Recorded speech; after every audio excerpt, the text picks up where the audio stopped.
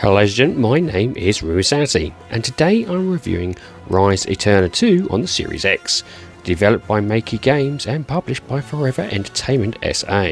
So what is Rise Eterna 2? Rise Eterna 2 is a tactical top-down RPG similar to the first iteration. The premise is you play as protagonist Juck, a devoted Anthrasian soldier on a mission to reclaim the Empire's lost glory and slay the Destroyer.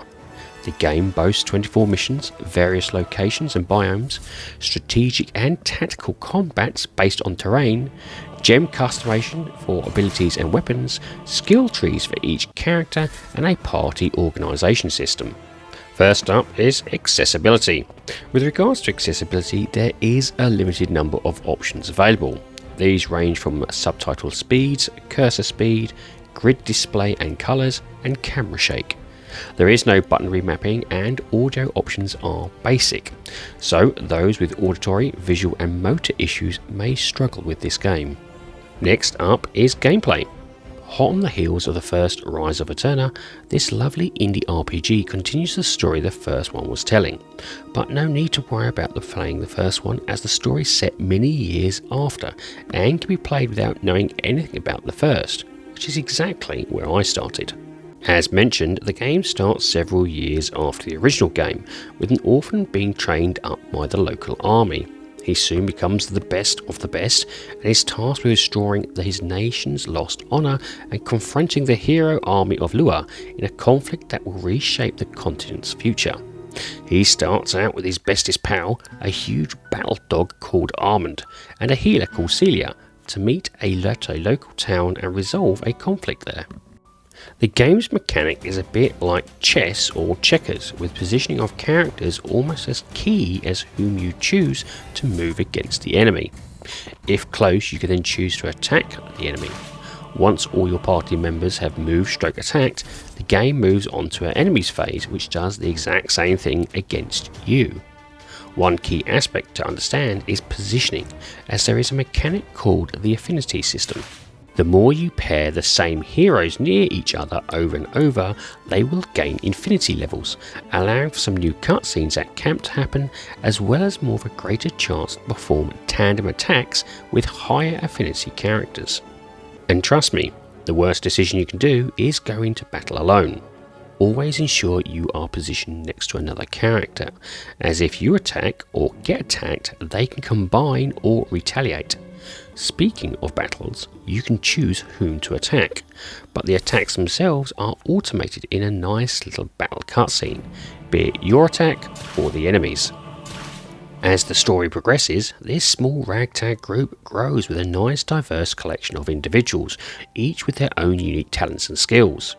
The recruited allies allow players to build unique parties and enhance each of their heroes with more than 20 types of gems. These gems alter the character's basic stats, including weapons, and they have special abilities to help each character be stronger than the last battle. Alongside the character's basic stats are individual skill tree system, which offers more flexibility and reward tactical experimentation by choosing specific skills to unlock. For example, some will heal characters adjacent to them for a certain amount after every turn. Others allows you to move through enemies and cause damage to them in doing so. There is a nice collection here, however I did find a number of special skills being duplicated across multiple characters unfortunately. Also, as some skills are locked behind others, you may end up having to redeem a skill you don't necessarily want in order to get the one you do.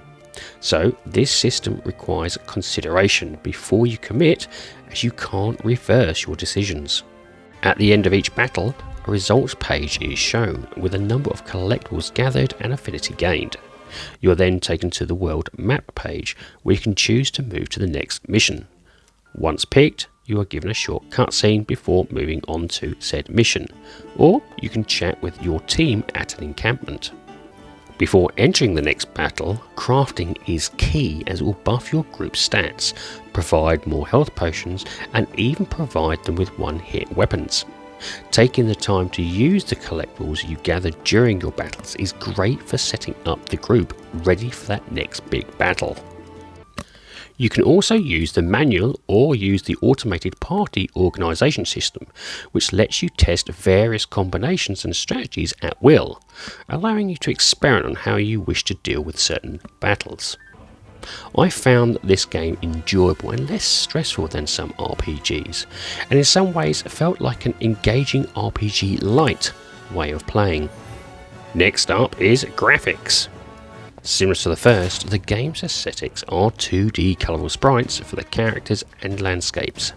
This does switch up the battle segments when it switches from an isometric view to a side-scrolling view for battles, which gives it a much more dramatic feel. Cutscenes are all artistic comic book style panels to tell the story.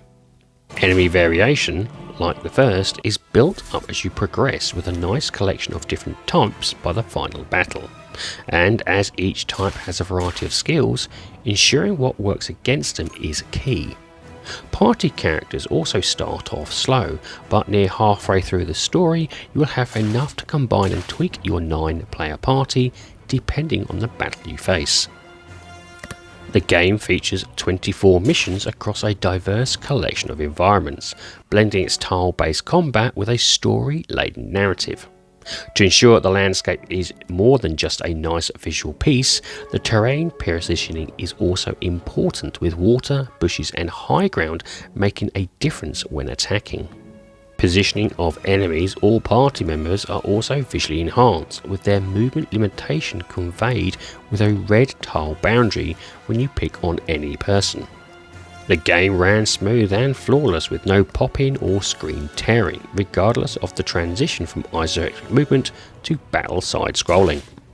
And finally, its sound. When it comes to music, the game favours a small collection of orchestral, piano and harp-based songs on repeat for fixed activities. Battles do have some variation when it comes to different missions, but crafting and camp zones have the same tune regardless of progression. This is okay for those areas, but when it comes to cutscenes, this does seem a bit silly in the more tragic or sad scenes using the same upbeat tone.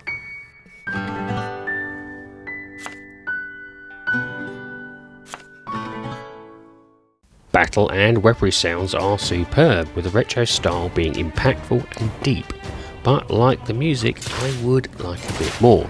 Maybe this could be patched later, but in all honesty, it doesn't detract from the fun gameplay.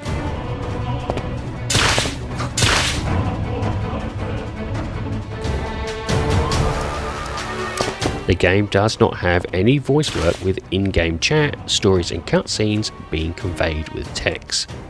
My recommendation here would be a good quality soundbar to enjoy the repeated musical scores as you make your way through this stressless adventure. And this leads me on to the rating of the game. Now, I rate games in order of avoid, on sale, great purchase and must own. My rating for Rise Eterna 2 is a great purchase. You can tell this game's dev listen to the community, and those that are fan of the original will have plenty to keep them happy here. For those like myself that are newer to the franchise, we too can enjoy this small but highly entertaining RPG.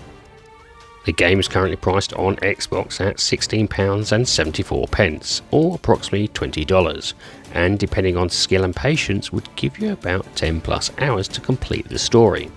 Whilst there is no New Game Plus, you can go back and try out new tactics and strategies. The game's progression is simple but addictive, and at no point does it provide stress-inducing battles. This is a nice short adventure that will keep you coming back for another battle, but also never overstays its welcome.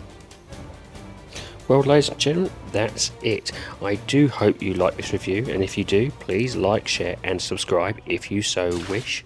And if you would like to put some notes or even just a comment in the comment section, I do like reading them. Anyway, have a great time gaming, and I'll see you all again soon.